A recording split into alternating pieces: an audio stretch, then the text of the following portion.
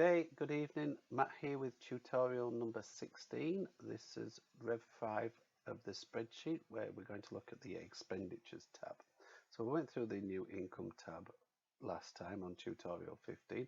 This time we're going to look at the new expenditure tab. It's laid out pretty much the same as it was previously with just some minor changes, and those I'm going to run through in this session. So first of all, we've got our accounts up here with our yellow headers, and we can change those accounts. So if I change this one, smile to happy,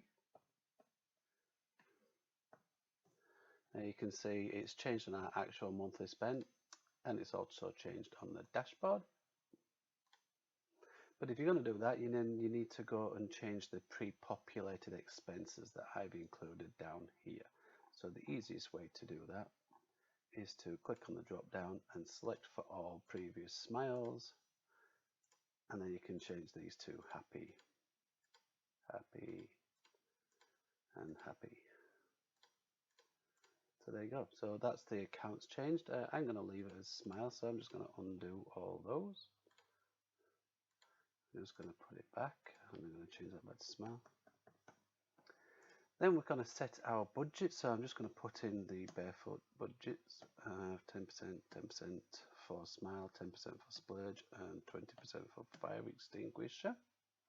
So now we can see what our monthly budgets are. So I've split it again for monthly budget, fortnightly budget, and weekly budget. So based on your pay from the previous weeks on the income tabs, that's what it's said that you've got your budget for. So you can use that to budget for weekly, fortnightly, or monthly. Then we've got our descriptions of the item expenses. You can change these as you like. And then we've got the categories. So for the categories, I've got the same as last time: children, entertainment, food, housing, insurance, loans, some local authority rates, personal care, pets, savings, transport, and utilities. But I've just made it a bit more user friendly this time. So if you scroll down to the bottom, this is the list of them all. So you can change any of these if you don't like what I've given you. And you've got two spares at the bottom as well that you can use. So you can change if you don't have pets and you want to use it for something else, then you can change that up there, and then it will automatically change. So let's try pets to, I don't know, category names, online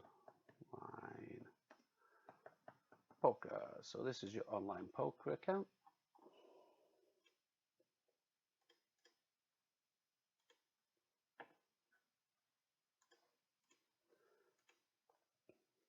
And you can see there, now we can select for online poker, and you can put an item against that. I'm just going to undo that, and we're going to stick with what we've got previously.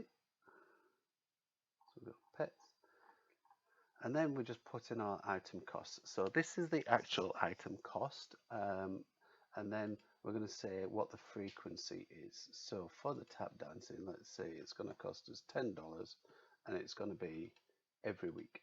So therefore you can work out your monthly cost straight away at $43.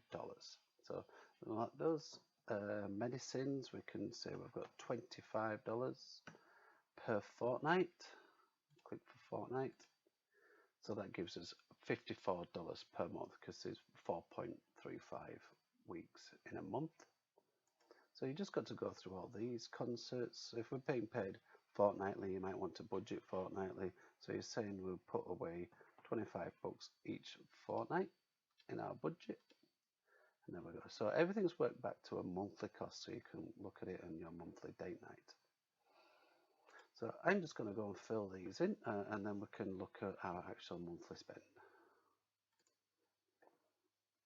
So there we go. I've gone through and filled them all in, monthly, quarterly. I think there's even some annuallys down at the bottom here. So you can say for your vehicle insurance, $250 annually equals $20 per month for your budget.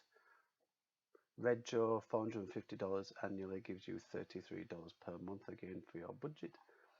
And then we can scroll back up to the top, so we can look at our monthly spend now.